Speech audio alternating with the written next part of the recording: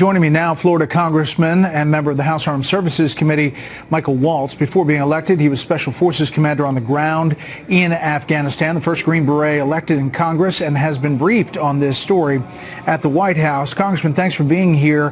What do you know? What can you tell people interested in what is going on behind the scenes there? Well, Brett, look, I mean, a number of things can be true here, right? We've known for years that the Russians have been supporting the Taliban through arms, through weapons, through other means. We've also known, for that matter, that the Iranians have been supporting the Taliban with cash, with training, with equipment. So have the Pakistanis. So to me, this really smacks of partisan talking points of hearing Russia and the president and trying to make hay of that in an election year. The other thing, Brett, with the media reporting this the way they are, it's really ignorant of how intelligence often works. I've served in the Bush White House for Vice President Cheney. Before something gets to the president's desk, there will be a policy process. You have to make sure that something is vetted and verified. Often intelligence agencies don't fully agree or want to check themselves, and that's just proper due diligence on behalf of the president's national security staff. Yeah, I guess the question is, was it in the president's daily briefing? They're saying he wasn't briefed on it specifically. Why not? You know that intelligence, there is disagreement and there's not consensus before it makes its way all the way up the chain, especially with something this big when dealing with Russia targeting U.S. troops, if true. Well, again, there's 16 different intelligence agencies. You can have human intelligence, you can have signals intelligence, you want one to back up the other. Obviously, our satellites and other means. But separately, Brett, this isn't news that the Russians have been supporting the Taliban along with a whole host of other actors. So I think the question is ask is why is the New York Times and the Democrats making such an issue of this right now? Months before an election, we've also known the Iranians have been supporting them for years as well, and I think it's absolutely appropriate that these things are run to ground and you present the president with options beforehand, not just kind of throw this on his desk and then we'll see, tell him we'll get back to you. Yeah, you're saying it's partisan and Democrats are bringing it up, but there are Republicans who are expressing concern over the weekend. Liz Cheney, Congresswoman, tweeted out, if reporting about Russian bounties on U.S. forces is true, the White House must explain, one, why weren't the president or vice president briefed? Right. Was the info in the PDB? Who did know and when? And what has been done in response to protect our forces and hold Putin accountable? If it's true, Congressman, shouldn't there be this outrage on the president when it comes to Russia?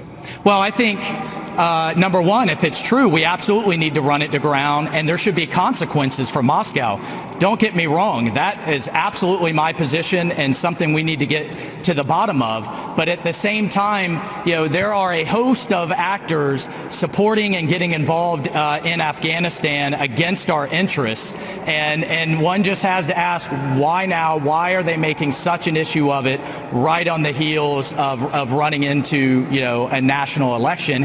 And three, this is constant Russia with this president. I think this is a talking point that they're already running ads on. So I think all of those things can be true at the same time. We can get to the bottom of whether this is true and take real action, but also question whether there is partisan politics behind this. What about the House Speaker asking for the full House to be briefed on this intelligence?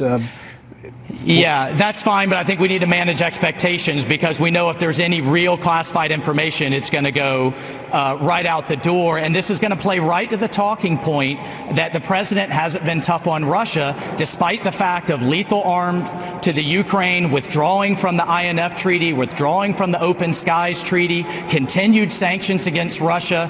This talking point of theirs just hasn't borne to be true and isn't backed by facts, Brett. We just have to actually look at the facts rather than the talking points. I want to ask you about a different topic very quickly. It's our next story, which is Jacksonville, the site of the relocated Republican convention, now mandating masks for public and indoor locations. Your thoughts on that and what the convention is going to look like? That's your neck of the woods. Yeah, it's my hometown, and I can tell you our business community is really thrilled to get that kind of shot in the arm that it's going to get from this convention. Look, I trust the mayor there, the governor, to take the appropriate actions. I've been very focused on the hospitalization rate, which right now in North Florida is at 30%. 70% of ICU beds are available. The death rate is actually declining. So even though, the goal never was that no one's going to get infected, the goal was to flatten the curve so that our hospital system is prepared. And I think they've effectively done that, and they're going to take appropriate measures for public safety between now and the convention. You think we'll see the president wearing a mask?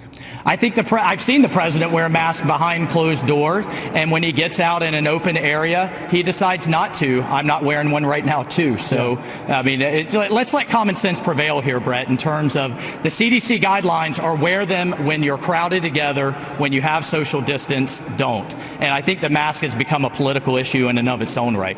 Yeah, it shouldn't be. Congressman Mike Waltz, we appreciate your time. All right. Thanks, Brett. As we